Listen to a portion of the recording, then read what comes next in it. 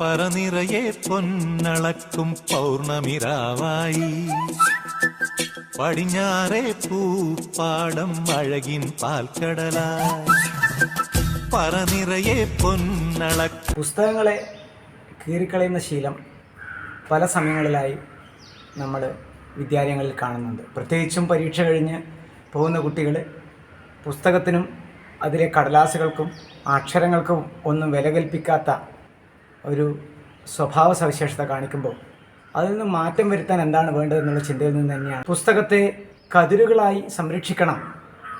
നാളിതുവരെ എങ്ങനെയാണോ പുസ്തകത്തെ കണ്ടിരുന്നത് അതിനും അപ്പുറത്തേക്ക് നല്ല ശീലങ്ങൾ വളർത്തിയെടുക്കാനുള്ള ഒരു വലിയ ചിന്ത അതിൻ്റെ പിന്നിലുണ്ട്. ഏതായാലും കുട്ടികൾ ഇതുമായി നന്നായി സഹകരിക്കുമെന്ന് അറിയുമ്പോഴാണ് സന്തോഷിക്കുന്നത്.